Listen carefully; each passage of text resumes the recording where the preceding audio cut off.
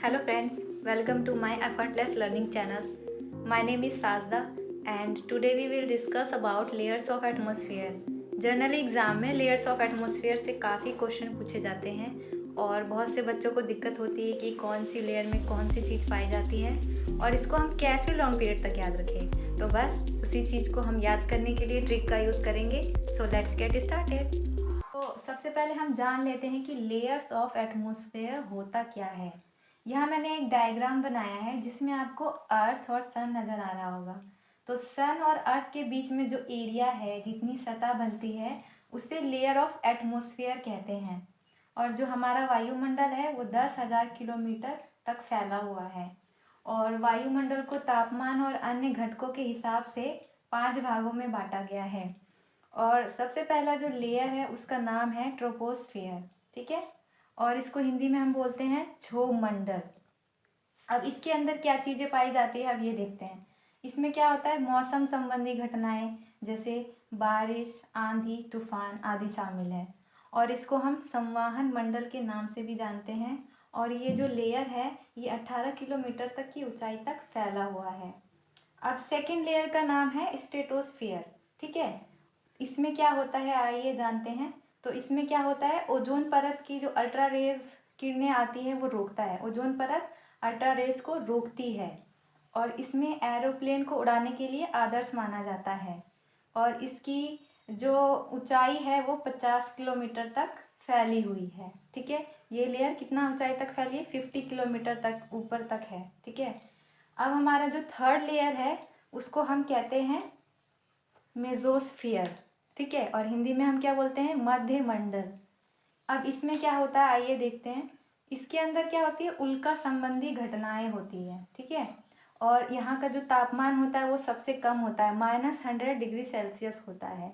और यह layer 80 kilometre तक की ऊंचाई तक फैला हुआ है। अब हमारा नेक्स्ट फोर्थ जो लेयर है उसका नाम है थर्मोस्फियर और इसको हिंदी में बोलते हैं अयान मंडल। और इसमें क्या होता है, रेडियो तरंग परिवर्तित होता है, ठीक है। और ये 640 किलोमीटर तक की ऊंचाई तक फैला हुआ है।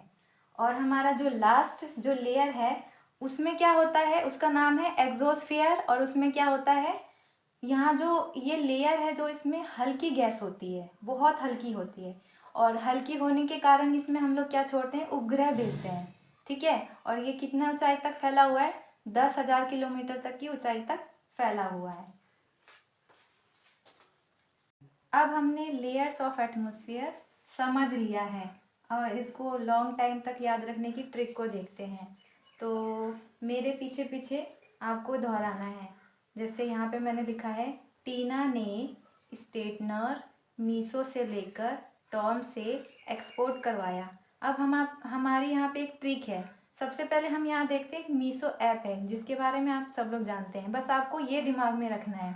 अगर आपने मीशो वर्ड याद रख लिया तो आपको लेयर्स ऑफ एटमॉस्फेयर के 5 परत के नाम याद रहेंगे। क्यों, अब मैं बताती हूँ। जैसे यहाँ पे क्या है, मीशो। तो मीशो से हम क्या खरीदते हैं, शॉपिंग करते हैं, है ना। तो यहाँ पे एक लड़की है टीना। टीना ने क्या लिया, स्ट्रेटनर। टीना ने स्ट्रेटनर मीशो से लेकर टॉम से एक्सपोर्ट करवाया। तो टी से यहाँ पर हमारा बना ट्रोपोस्फियर।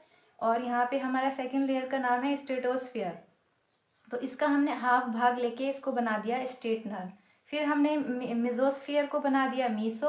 और थर्मोस्फियर को हमने यहाँ से फर्स्ट लेटर ले लिया, इसको बना दिया टॉम। फिर हमने नेक्स्ट बनाया एक्सपोर्ट को। हमने इसका एग्जॉस्ट का हमने आधा लिया और क्या बनाया, एक्सपोर्ट बनवा दिया।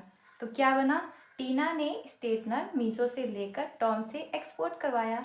तो एक बार आप भी दोहराए मेरे पीछे, टीना ने स्ट्रेटनर मीशो से लेकर टॉम से एक्सपोर्ट करवाया। ये हमारी फर्स्ट ट्रिक बन गई है और इससे हमें लेयर्स के नाम याद हो जाएंगे। अब नेक्स्ट ट्रिक क्या है हमारी, अब ये देखते हैं। जैसे अब ट्रोपोस्फियर, स्ट्रेटोस्फियर, इन सब लेयर में क्या क्या और कौन कौन सी चीज़ पाई जाती है, उसको कैसे याद रखें। तो उसके लिए भी मैंने एक ट्रिक बनाई है, वो इस तरीके से है। फर्स्ट लेयर में क्या है, मौसम बदला। तो फर्स्ट लेयर में क्या होता है, मौसम संबंधी घटनाएं होती है। तो हमने उसको नाम दिया है मौसम बदला। फिर क्या होता है सेकंड में, ओजोन ने अल्ट्रा रेस को रोककर एरोप्लेन उड़ाया। ओजोन क्या होता है, अल्ट्रा रेस को रोकती है और ये जो लेयर होती है एरोप्लेन उड़ाने के लिए आदर्श मानी जाती है, तो हमने इसको फ्रेजेस की तरह बैठा दिया है। और नेक्स्ट हमारा थर्ड जो पार्ट है मेसोस्फीयर, इसको हम इसमें उल्का संबंधी घटनाएं होती है, तो उल्का को हमने बना दिया अल्का।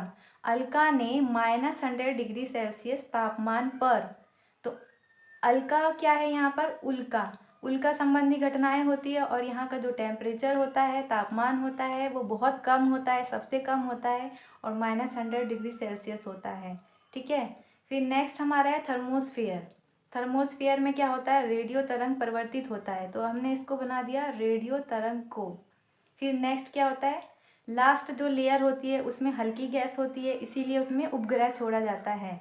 तो हमने इस ट्रिक को कैसे बनाया है याद रखने के लिए, मौसम बदला, ओजोन ने अल्ट्रा रेस को रोककर एरोप्लेन उड़ाया, अल्का ने -100 डिग्री सेल्सियस तापमान पर रेडियो तरंग को हल्की गैस में बदलकर उपग्रह में छोड़ा।